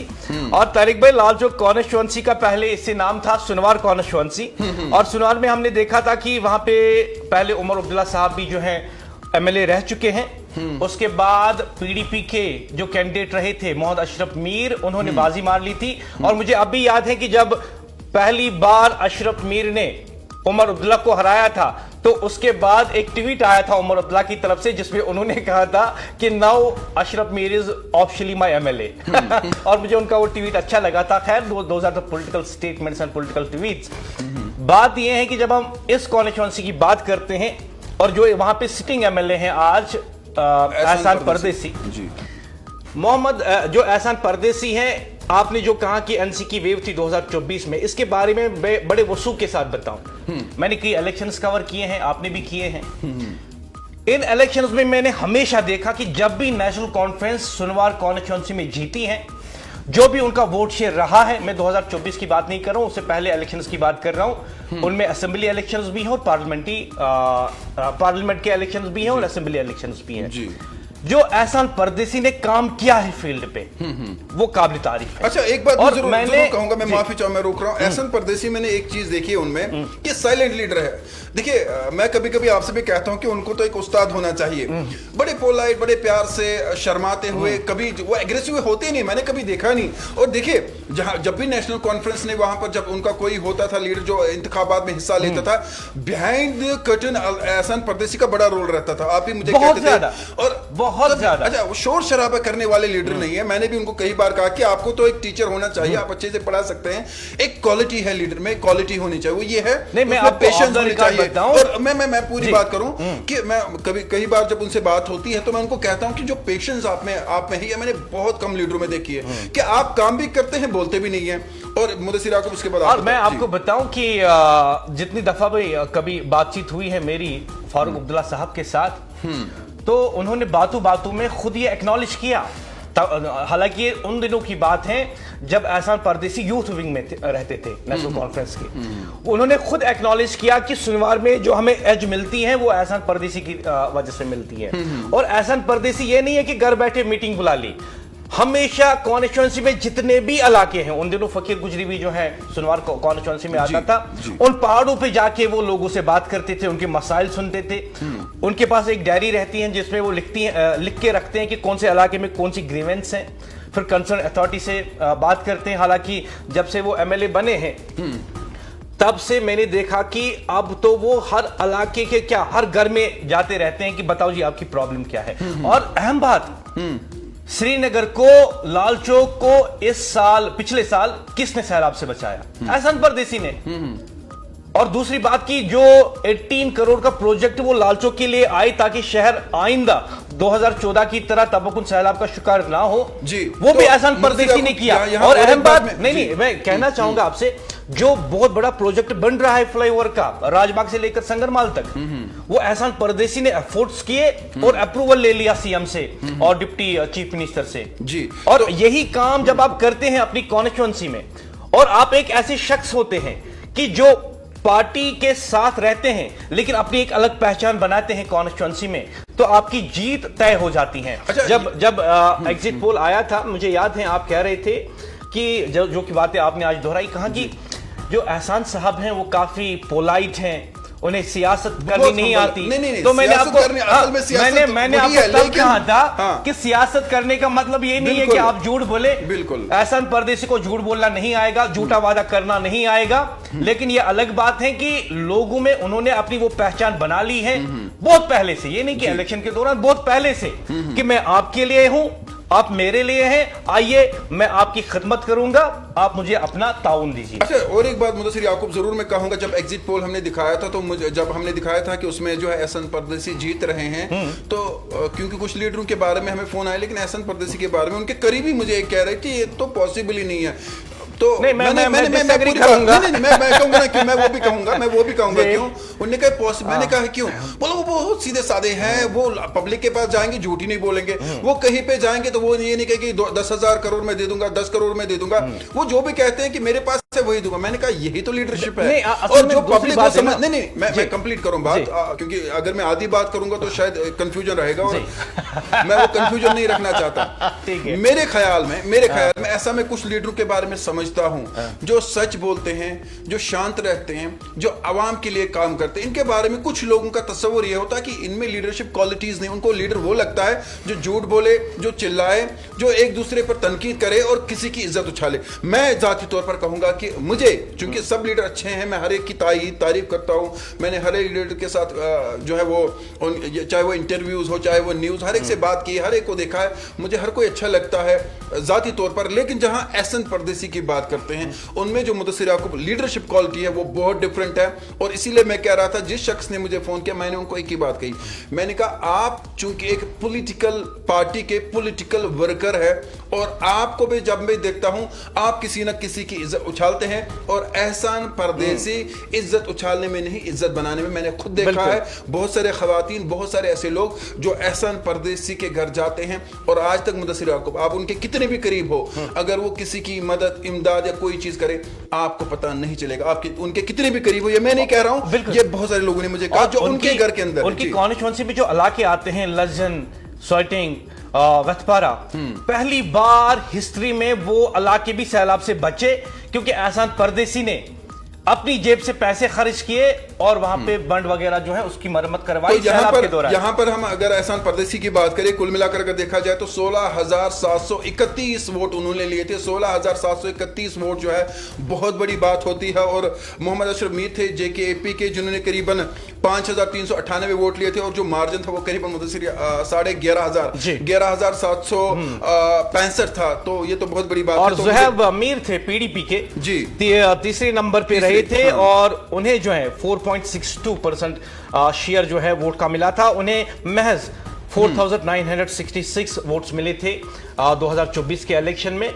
वो भी आजकल कोशिश करते हैं लोगों से जुड़ने की, अच्छी बात है, लेकिन देखना ये होगा रेटिंग क्या है। और one thing before going for the rating I will tell you कि एहसान परदेसी जो हैं ये एक एजुकेटेड फैमिली से आते हैं, खुद पोस्ट ग्रेजुएट हैं। इनकी मिसेज जो है वो लॉ की प्रोफेसर हैं।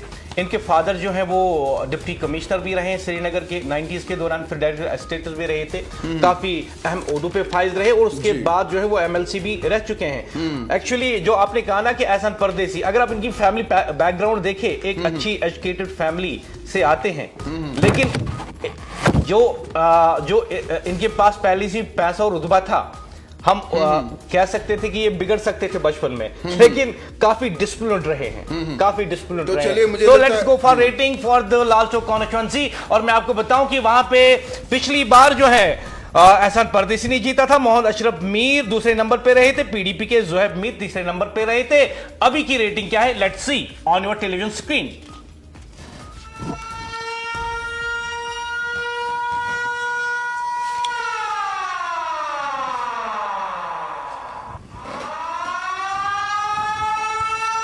Oh, 5.7 is excellent rating for the first time MLA who has contested elections.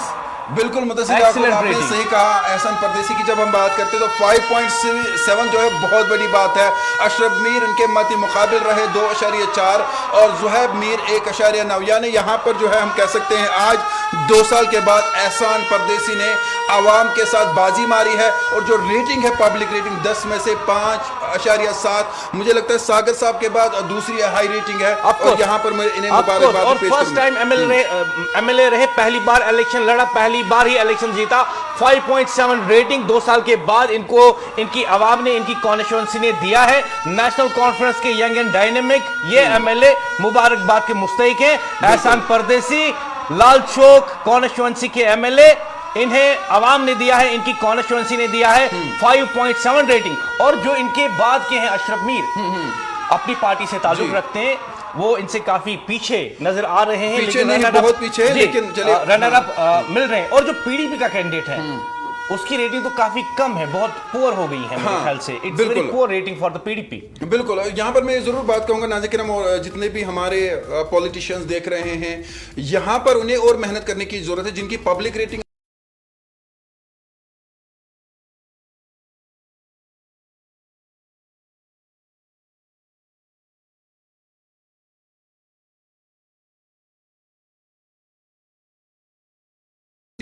लेकिन जिनमें काबिल जिक्र है मुबारक गुल, जो कि सिटिंग एमएलए हैं अभी, जिससे ईदगाह से लोगों ने चुना, अभी असेंबली में है, एमएलए हैं नेशनल कॉन्फ्रेंस के और सीनियर लीडर भी हैं नेशनल कॉन्फ्रेंस के।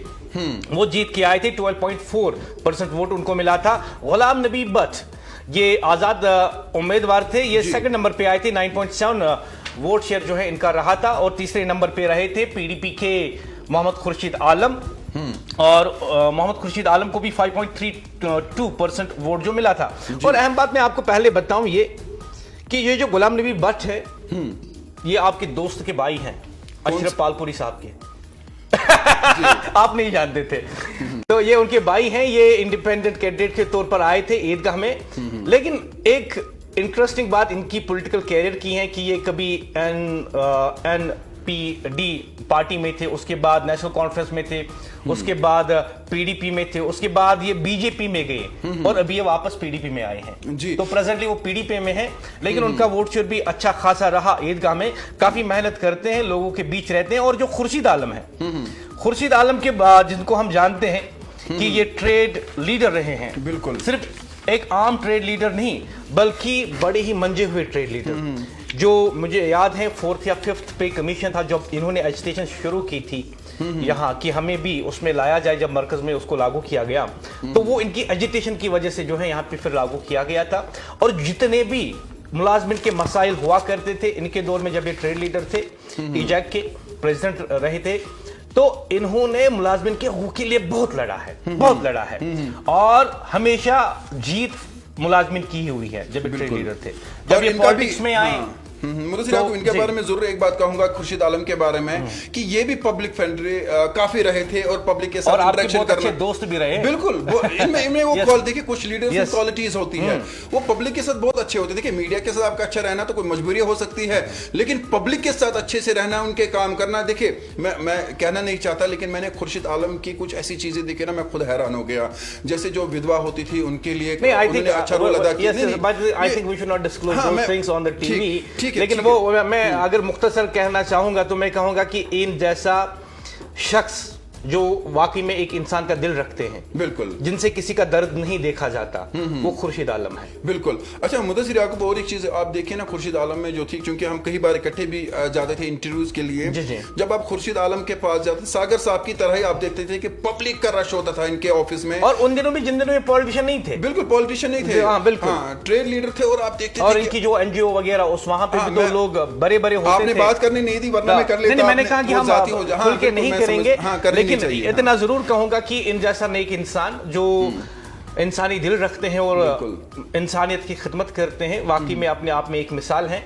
मोहम्मद खुर्शीद आलम पिछले इलेक्शन में तीसरे नंबर पे रहे थे ईदगाह में, और जो मुबारक गुल हैं, सीनियर लीडर है मुबारक गुल साहब, सीनियर लीडर हैं नेशनल कॉन्फ्रेंस के, और सागर साहब के काफी करीबी दोस्त भी रहे हैं। क्योंकि जब सुनने में आता है तो कहते हैं कि सागर साहब और गुल साहब जो है एक साथ आए थे, लेकिन डिफरेंस इतना है कि जब मुबारक गुल साहब को हालिया दिनों में असेंबली में वो शार पढ़ना था, वो अशार पढ़ने थे, तो अशार ऐसे थे कि गर फिर दोस्त बर्रू ये ज़मी अस्त हमी अस्तो हमी अस्तो हमी अस्त। अगर दुनिया में कहीं जन्नत है, कश्मीर के बारे में, अगर दुनिया में कहीं जन्नत है तो यही है, यही है, यही है। तो इन्होंने कुछ थोड़ा उसको तोड़ मरोड़ कर, थोड़ा ही नहीं, बहुत तोड़ा, इतना तोड़ा था कि कोई समझ ही नहीं पाया। इन्होंने कुछ कहा था कि घर फिर दोस्त अस्त अस्त अस्त, कुछ ऐसा कहा था। बट ऐसी गलतियां हो जाती हैं, ऐसी गलतियां हो जाती है, कभी कभी आप और मैं भी अशार भूल जाते हैं और कुछ ऐसे अल्फाज निकलते हैं जो मेल नहीं खाते। लेकिन बात यह है कि जिस तरीके से मुबारक गुल साहब भी अपनी कॉन्स्टिट्यूएंसी में काम कर रहे हैं, नेशनल कॉन्फ्रेंस के सीनियर लीडर, अच्छा खासा काम कर रहे हैं। इस कॉन्स्टिट्यूएंसी की अगर हम बात करेंगे। मुबारक गुल जो है उन्होंने वहां पर बाजी मारी थी और कुल मिलाकर उन्होंने 7,700 वोट हासिल किए थे। और जो इंडिपेंडेंट वहां पे रहे गुलाम नबी भट्ट, उन्होंने 6,020। जो मार्जिन मुदस्सिर याकूब था वो बहुत कम था, क्योंकि आपने पहले कहा जो गुलाम नबी भट्ट है वो बीजेपी में रहे, वो नेशनल कॉन्फ्रेंस में रहे और उसके बाद इंडिपेंडेंट वो लड़े, और सिर्फ जो फर्क रही है वो 1618 वोट। क्योंकि इस इलेक्शन में आपने देखा होगा जो हुआ था, इसमें पब्लिक ने बढ़ चढ़कर हिस्सा लिया था और जो मार्जिन रहा था वो काफी ज्यादा रहा था, 4,000, 3,000, 5,000, 7,000, 8,000। और ये एक ऐसे लीडर है गुलाम नबी भट्ट साहब जिनका मार्जिन सिर्फ 1680 वोट रहा, तो काफी कम। लेकिन ये सिर्फ एक ऐसी कॉन्स्टिट्यूंसी नहीं है, एक ऐसी कॉन्स्टिट्यूंसी भी है जहां पे सिर्फ मार्जिन जो है 608 वोट्स का रहा था, लंगेट। और मेरे ख्याल से दूसरी भी कॉन्स्टिट्यूंसी जिसमें 607 के करीब रहा था, हंदवारा, कुपवारा, तो वहां पे भी मार्जिन कम रहा था। और अब पटन को देख लीजिए, वहां पे भी इंडिपेंडेंट कैंडिडेट मुझे लगता है ये इंडिपेंडेंट कैंडिडेट आजाद एक उम्मीदवार, और इतनी टफ फाइट दे देना, इट्स अ गुड साइन मुझे लगता है। चलिए दिखा। हाँ, लेकिन ईदगाह की जो कॉन्स्टिट्यूंसी है 1680 का फर्क वहां पे रहा था मुबारक गुल और गुलाम नबी भट्ट के बारे में। लेकिन गुलाम नबी भट्ट उन दिनों आजाद उम्मीदवार थे, उसके बाद जब उन्होंने इलेक्शन हारा बीजेपी में गए और बीजेपी से निकलकर वो पीडीपी में वापस गए हैं। लेकिन पब्लिक क्या सोचती है, क्या खुर्शीद आलम, मुबारक गुल और गुलाम नबी भट्ट एक ही सफ में खड़े हैं या एक दूसरे के पीछे हैं या फिर एक दूसरे के मध्य मुकाबल बराबर के खड़े हैं? लेट्स सी आइए देखते हैं कि ईदगाह के लोगों ने किस एमएलए को क्या रेटिंग दी है। चलिए देखते हैं कौन से पॉलिटिकल लीडर को क्या रेटिंग मिली है।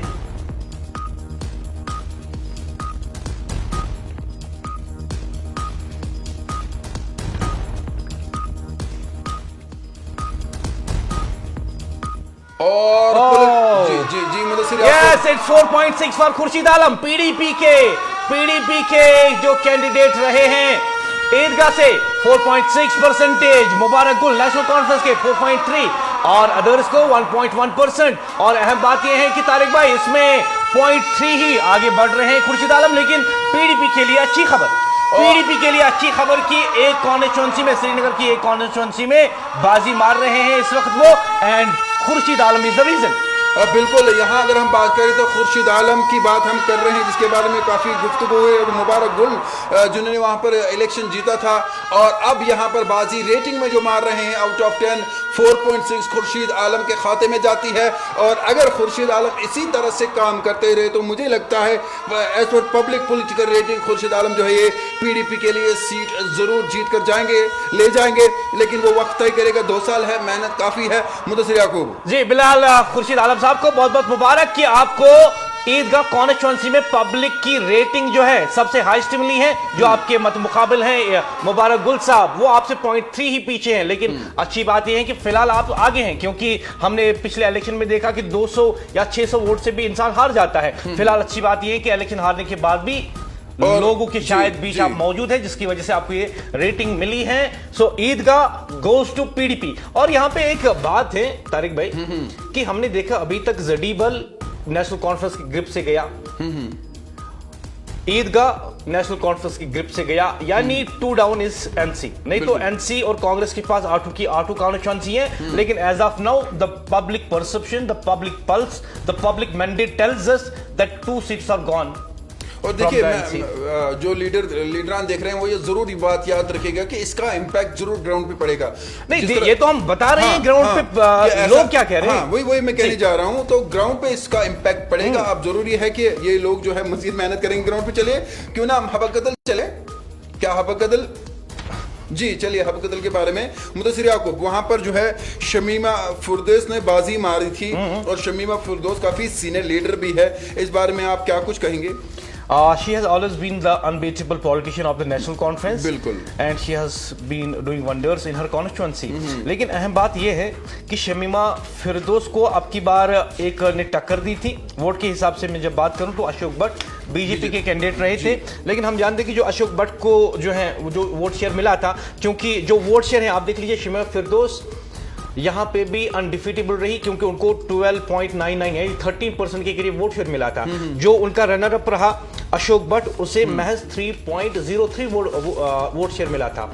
और जो शमीमा फिरदौस का वोट था वो था 12,437, जबकि अशोक भट्ट बीजेपी के कैंडिडेट जो रहे थे उनको मिले थे महज 2,899 वोट्स। यानी कोई मत मुकाबल नहीं, बल्कि मैं ये कहूंगा कि ये आसान जीत थी शमीमा फिरदौस के लिए, क्योंकि उन्होंने हमेशा अपनी कॉन्स्टिट्यूंसी में अच्छा काम किया है और अब की बार भी लोगों ने उनको अपना एतमाद दिया, क्योंकि उन्हें भरोसा है कि जो एमएलए हमें पिछले कई 10-15 सालों से सर्व कर रही है वही हमें बेहतर तरीके से आज भी सर्व कर सकती हैं।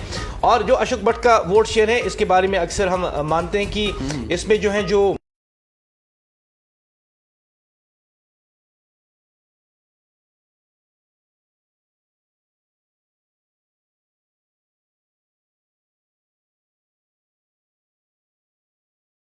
ये भी देखा कि कुछ इलाकों में नाराजगी उनके खिलाफ है, जो शायद आने वाला वक्त तय करेगा। लेकिन फिलहाल जब हम बात करें, अक्सर इलाकों में शमीमा फिरदौस की तारीफें हो रही है कि उन्होंने इलाके में काम किया है और पब्लिक उनको वोट करती है। नाराजगी भी उनके साथ लोगों की है, बहुत सारे लोगों की, लेकिन वोट इनको ही करते हैं। तो शायद लगता है कि कुछ तो ऐसा है जो उन्होंने आवाम के लिए है, जो क्रेडिट उन्हें जाता है। और अशोक भट्ट उनके मत मुकाबले ये भी है। तो एक चीज है ना मुदस्सिर भाई, कि कश्मीर में कोई बीजेपी लीडर का पहला स्क्रीन पे नाम आ रहा है जो दूसरे नंबर पे आ रहे हैं। तो चलिए नहीं, अभी तो हमने पब्लिक रेटिंग देखी नहीं, देखने जा रहे हैं। नहीं, जो मैं कह रहा हूं, जो इलेक्शन की बात कर रहा हूं, पब्लिक शेयरिंग, जो मैं वोट की बात कर रहा हूं, वहां पे जो आया था 2024 की। तो अभी हम करते हैं एक काम कि सीधे चलते हैं हब्बा कदल की रेटिंग पे और देखते हैं क्या शमीमा फिरदौस अपनी सीट रिटेन कर रही है या कोई इनके मुकाबले में आगे बढ़ गया है। Let's see the Habba Kadal constituency.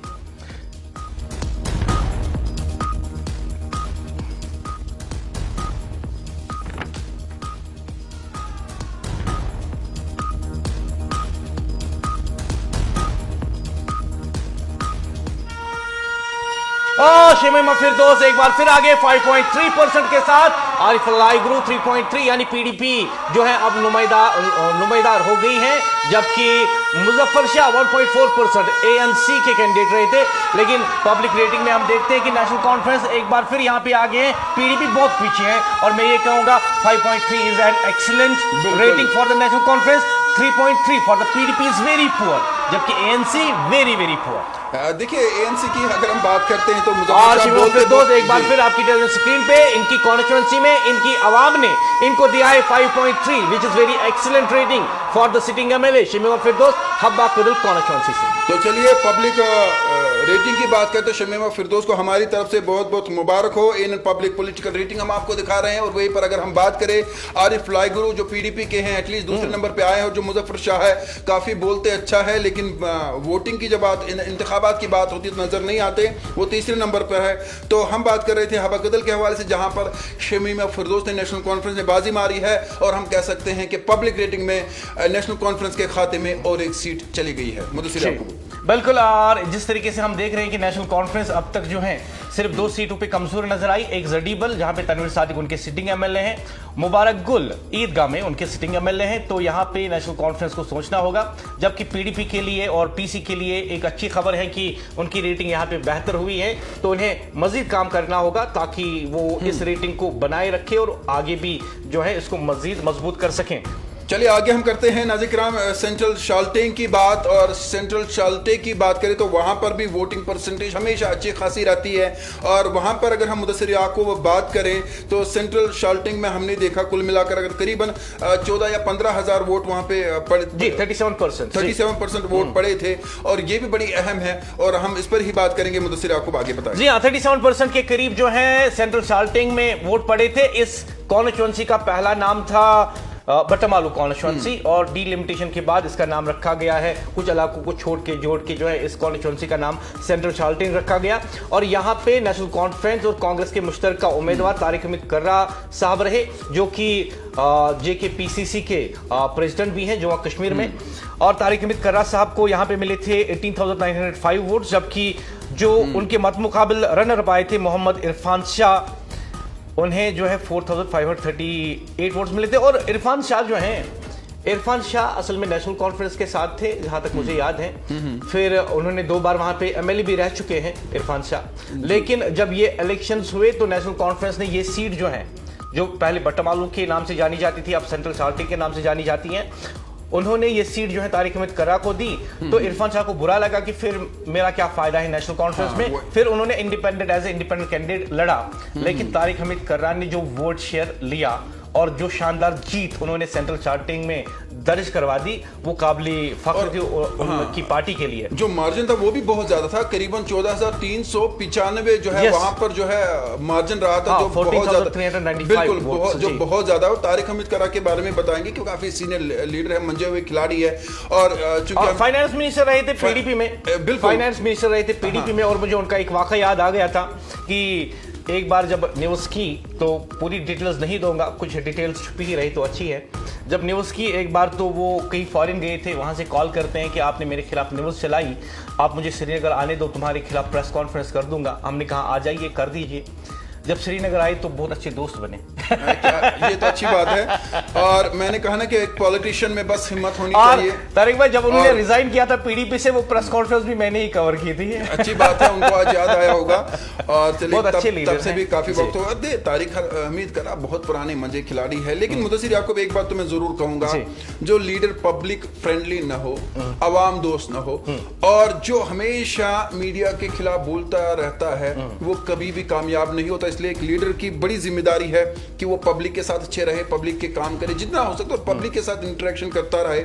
हमारे यहाँ पर कुछ लीडरों में ये भी दिक्कत है ना, नाम नहीं लेंगे, कि जब उन्हें लगता है कि इंतखाबात आने वाले हैं 5-6 महीने पहले, वो कंपेनिंग शुरू कर देते हैं, तब तक उनका ग्राउंड जीरो हो जाता है। उसमें क्या होता है, पब्लिक तो हाँ कर देती है मुदस्सिर साहब उन्हें, लेकिन जब वोट डालने की बारी होती है तब वोट कहीं और जाता है। तो हवा कदल हम बात करते सेंट्रल शार्टिंग की, तो यहाँ पर जो है तारिक कर्रा साहब ने जो है वो बाजी मार ली है। और ये ना जिक्र हम बात करते हैं सेंट्रल शार्टिंग, और उसके बाद आगे बढ़ते हैं। और हमने रेटिंग दिखा दी इसकी?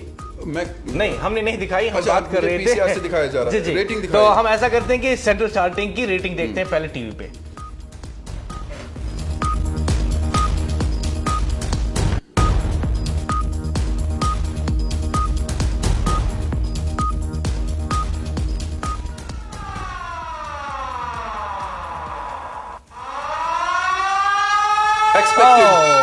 Expected and excellent 5.9 for the Tariq Hamid Karra और नूर मोहम्मद 2.7, others 1.4।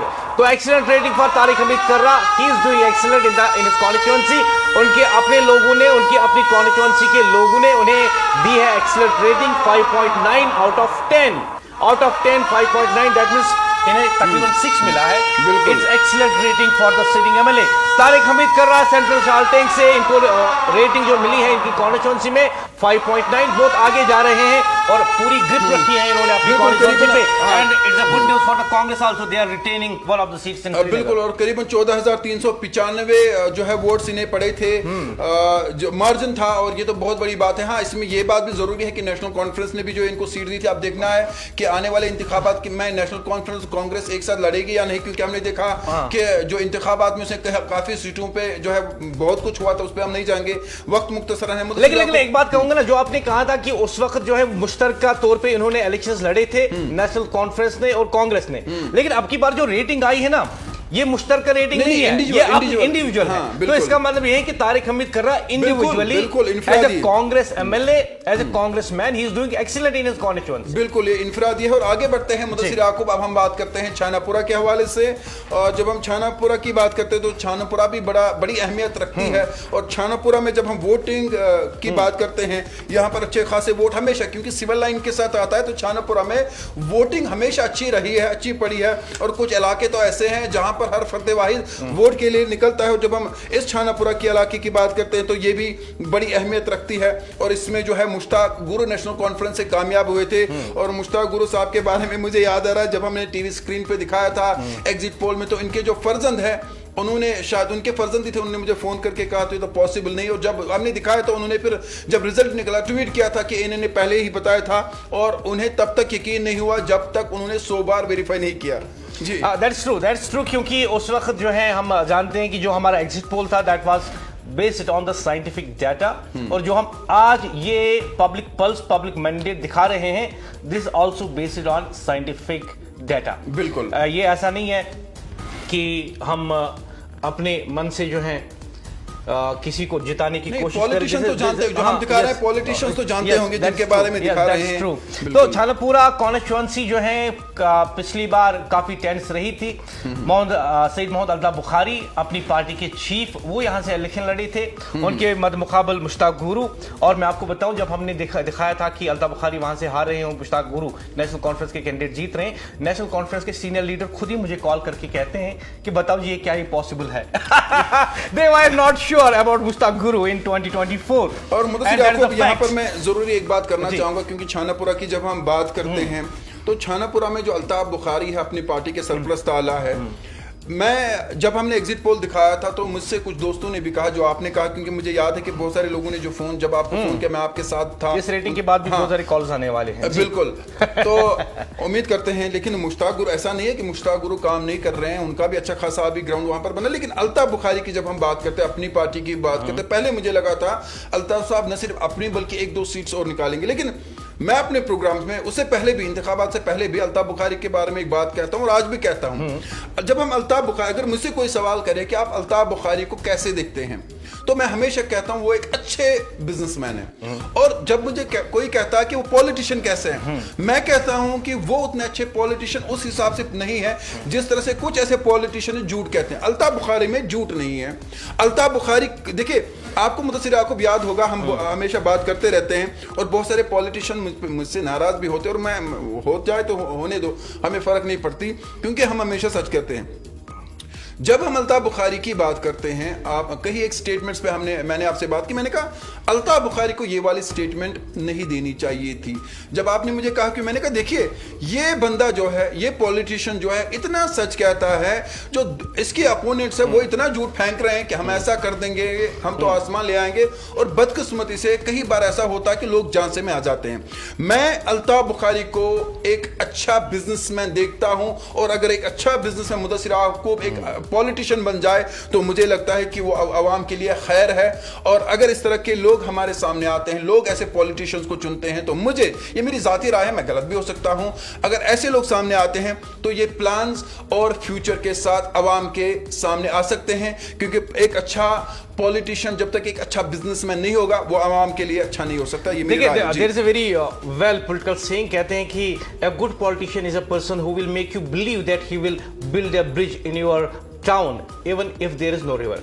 एक अच्छा सियासतदान वो होता है जो आपसे कहे कि मैं आपके मोहल्ले में एक पुल बनाऊंगा, भले ही आपके मोहल्ले में कोई नदी या नाला ना हो। लेकिन जो आपने कहा कि अल्ताफ बुखारी एक अच्छे बिजनेसमैन हैं, मैं ये कहूंगा कि एक अच्छा पॉलिटिशियन भी है वो, लेकिन सिर्फ फर्क इतना है कि वो अपनी पॉलिटिक्स को डटी नहीं करता झूठ बोल के। जब वो R&B के मिनिस्टर रहे थे तो मैंने उनके साथ कई इवेंट्स जो है उनके कवर किए हैं। मैंने हमेशा देखा कि जब वो लोगों से बात करते हैं, वो फूड से बात करते हैं, वो किसी भी जगह झूठ नहीं बोलते कि अगले 5 दिनों में आपका रोड बन जाएगा। जब एजुकेशन मिनिस्टर थे तो कभी उन्होंने नहीं बोला कि मैं 2 दिनों में एजुकेशन सिस्टम ठीक कर दूंगा। He speak on the facts, वो हकाइक पे यकीन रखते हैं। और मैंने कई बार देखा है कि वो लोगों को मुंह पे ना भी बोलते हैं। हाल दिनों आपने देखा रावलपुरा में वो कुछ स्टेडियम का मसला था, अल्ताफ बुखारी वहां गए, उन्होंने वो काम रुकवा दिया, कहा ये लोगों की जमीन है, इस पे आप काम नहीं कर सकते। He is the politician. Zadibal में कुछ जो है ग्रीवेंसेस थी, या दूधपथरी में टूरिज्म स्टेक होल्डर्स की कुछ ग्रीवेंसेस थी, चारी शरीफ में थी। आज शायद मेरे ख्याल से वो पटन में भी, जो मेरी टीम बता रही है, पटन में भी हांजीवारा में वो गए थे, और वहाँ पे लोगों ने उनसे कहा कि यहाँ पे हमारी ज़मीन जो है ज़ेर कब्जा है, और उन्होंने कहा कि कानूनी हिसाब से मैं आपके साथ खड़ा हूँ, और उन्हें अश्योर किया है कि आपको आपकी ज़मीन वापस मिल जाएगी। तो जब आप इतनी ईमानदारी के साथ बातचीत करते हैं लोगों से, और दूसरे पॉलिटिशियंस आके झूठ पे झूठ बोलेंगे, झूठे कस्में वादे खाएंगे, तो आपकी जो प्योर पॉलिटिक्स हैं, politics based on facts, based on honesty, based on politeness, उसको जख्म पहुंचेगा। क्योंकि वो कहते हैं ना कि युस पोस्ट शासन हमेशा आसान चोक टोट तो ये अख पॉलिटिशियन वन पोज वन सोदी कथा पन्नसी वोट बैंकस करान नुकसान बिल्कुल ये बाकी पॉलिटिशियन कोशिश करान वो वारिया आपुस ताकि लोग बनाओ बेवकूफ वोट रटोक इलेक्शन जेनो पत सित का तो बित का। बिल्कुल मुदस्सिर याकूब, मैं वही बात आपसे कह रहा था। मैं करीबन 2 या 3 बार सिर्फ अल्ताफ बुखारी से मिला हूँ, बाकियों से तो बहुत मुलाकातें होती रहती है। जब भी मैंने उनसे बात की, यकीन मानिए मुझे लगा कि इस इंसान में, इस पॉलिटिशियन में इतनी ज़्यादा ऑनेस्टी है शायद जो मैंने दूसरों में नहीं देखी। जबकि बहुत मैं बाकी पॉलिटिशियन से फ़ोन पर बात भी होती रहती है, उनसे मुलाकातें होती है न्यूज़ रिलेटेड या इंटरव्यूज़ रिलेटेड। अल्ताफ बुखारी से काफ़ी कम रहे। 3 बार मैं उनसे मुझे लगता है मिला हूँ, 3 बार सिर्फ। लेकिन 3 बार में जो मैंने उनकी ऑनेस्टी देखी है वो मैंने काफ़ी ज़्यादा देखी है। और मुझे लगता है कि छानापुरा की जब हम बात करते हैं, ये चूँकि वहाँ पर मुश्ताक गुरू ने जो है वो अपनी सीट निकाल थी नेशनल कॉन्फ्रेंस के। अब हम मुझे लगता है कि जाते हैं और देखते हैं कि छानापुरा का हाल क्या है। वैसे मैं आपको उससे पहले जानना चाहूंगा, आपसे क्या लगता है आपको? देखिए, अभी कुछ कहना कबल वक्त होगा। मैं यही कहूंगा कि अगर मेरी जाती राय आपसे पूछ रहे हैं, अगर जाती राय पूछ रहे हैं, तो मुझे लगता है कि छानापुरा के लोगों के लिए अल्ताफ बुखारी ही ठीक रहेंगे। ठीक क्या, अच्छे रहेंगे। देखिए, पिछले 5 दिन से जब आप देखेंगे ऑन रिकॉर्ड को, हम किसी की तारीफ नहीं कर रहे हैं, उनकी करीबन 6-7 रैलीज हुई, प्रोग्राम्स हुए डिफरेंट एरियाज में। और मुझे लग रहा है कि मुश्ताक गुरू साहब कहीं गायब है, या तो जीतने के बाद इंसान बिजी होता है मीटिंग्स में, वो अपनी मीटिंगों में मशगूल है अपनी पार्टी के साथ। और अल्ताफ बुखारी जो है वो ग्राउंड जीरो पर लोगों के साथ मुलाकी हो रहे हैं, मिल रहे हैं। चारी शरीफ हो, बडगाम हो, दूध पथरी हो, आपका बरजला हो, आपका छानापुरा हो, और आपका ये नौगाम एरिया हो। मैं तो हर जगह जब भी खबरें आती मैं देखता हूँ कि अल्ताफ बुखारी यहाँ गए, अल्ताफ बुखारी वहाँ गए। मैंने अभी तक मुआज़रत के साथ कह रहा हूँ और ऑन रिकॉर्ड कह रहा हूं, इसमें कोई छुपी हुई बात नहीं है, मैंने अभी तक मुश्ताक गुरू साहब की एक भी न्यूज़ अपने एडिटोरियल डेस्क पर नहीं देखी है। मुझे लगता है उनकी एक न्यूज़ आई थी जब वो आग लगी थी दारुल उलूम में, वो न्यूज़ आई थी। वहां पर साहब मुदस्सिर याकूब वहां कौन नहीं गया था दारुल उलूम में? नहीं गए नहीं थे, उन्होंने स्टेटमेंट जारी किया था। तो खैर अल्ताफ बुखारी लेकिन वहां गए थे, दैट्स ट्रू। अल्ताफ बुखारी बाज़ात खुद गए थे। और ऐसी जगह पे जाना जहां खबर बने वो ठीक है, आप वहां जाइए ना जहां लोगों को आपकी जरूरत है, खबर ना बने। और मैंने अल्ताफ बुखारी को वहां देखा जहां खबर नहीं बनी। Okay, so let's go for the rating. देखते हैं कि छानापुरा में क्या रेटिंग दी है लोगों ने अपने लीडर्स को।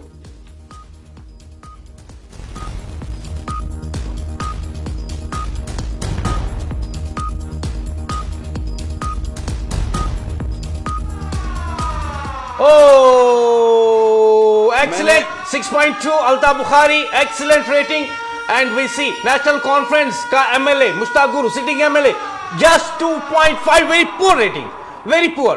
और इकबाल त्रोम्बू पीडीपी के 1.3, वेरी पुअर रेटिंग। और मुदस्सिर याकूब, यहाँ मैं रेटिंग की बात क्या करूँ, 6.2। ऐसा लगता है कि मैं किसी जो है बड़ी सी बिल्डिंग को देख रहा हूँ बनते हुए, और बाकियों की बिल्डिंगें जो है गिरती हुई नजर आ रही है मुझे। That's true. नहीं, आप गलत डाला है आपने, ये हटा दीजिए, गलत डाला है आपने। हम छानापुरा की बात कर रहे हैं, और जहां हम अल्ताफ बुखारी की बात कर रहे हैं, और इतनी 6.2 होना ये वाकई कमाल की बात है। मैंने आपको पहले कहा था, और हमारी तरफ से अल्ताफ बुखारी को मुबारक हो, ये होता है अवाम का leader. And let me tell you one reason Tariq, very sincerely, जो अल्ताफ बुखारी को छानापुरा के लोगों ने, छानापुरा कॉन्स्टिट्यूएंसी ने रेटिंग दी है 6.2। जैसे कि आपने कहा वो खुद आज भी छानापुरा कॉन्स्टिट्यूएंसी के कई इलाकों में मौजूद रहते हैं। और जो नेशनल कॉन्फ्रेंस का सिटिंग एमएलए है मुश्ताक गुरू, उसे महज 3.2 मिले हैं। Very poor rating, very poor rating. Rating की बात तो दूर की बात है। मैं क्लियर आपसे कह रहा हूं कि मैं मुश्ताक गुरू को अभी तक न मिला हूं, न देखा है, न कोई खबर सुनी है। और मैं उनसे, अगर वो देख रहे हैं, नहीं, अगर वो देख रहे हैं तो मैं उनसे जरूर कहूंगा कि अगर आप कहीं जाते नहीं, फिर भी प्रेस नोट भेजा करे ताकि आपको टीवी पे दिखाया जा रहा है। एक लीडर का काम होता है कि लोगों का काम करे, वो शायद अल्ताफ बुखारी कर रहे हैं, जो अभी एमएलए भी नहीं है। और मैं कहना चाहूंगा, जो नेशनल कॉन्फ्रेंस के सिटिंग एमएलए की रेटिंग इतनी पुअर आई है छानापुरा कॉन्स्टिट्यूएंसी में, और अल्ताफ बुखारी का ग्राफ बहुत ऊपर चला गया है 6.2 के ऊपर, यानी एक्सीलेंट रेटिंग अल्ताफ बुखारी अपनी पार्टी के चीफ को, नेशनल कॉन्फ्रेंस को वेरी पुअर रेटिंग, पीडीपी उससे भी पीछे। लेकिन इसकी वजह क्या है जो मैं जाती तौर पे समझता हूं, let me make a commentary on this and observation. The people of Chanapora constituency are feeling politically orphan. जो छानापुरा कॉन्स्टिट्यूंसी के लोग हैं उन्हें लगता है कि हम सियासी तौर पे यतीम हो चुके हैं, and that is a fact. Tariq, तो यहाँ पर हम अल्ताफ बुखारी को मुबारकबाद पेश करते हैं। प्रोग्राम का वक्त जो है मुझे लगता है खत्म है, वरना हमारे पास हम आगे जाने, लेकिन हमारे पास तो अभी बाकी डिस्ट्रिक्ट्स हैं, बड़गाम है, पुलवामा है, गांधरबल है, वो कल मुझे लगता करेंगे क्योंकि हमारा ठीक है। आपको भूख लगी है? नहीं ऐसा नहीं है, दिल्ली स्टेडियो से हमारा प्रोग्राम आने वाला है, तो मुझे लगता है कि कल हम बड़गाम के बारे में बात करेंगे और यहाँ पर हम इन बड़गाम और दीगर अजला के बारे में, दीगर अजला के बारे में 7 बजे बात करेंगे। यहाँ पर हम नाज़रीन छोटा सा वक्फा लेंगे, हमारे साथी आके बट आप तक पहुंचाएंगे खबरनामा। इजाजत दीजिए, खुदा हाफिज़ नासिर, अल्लाह हाफिज।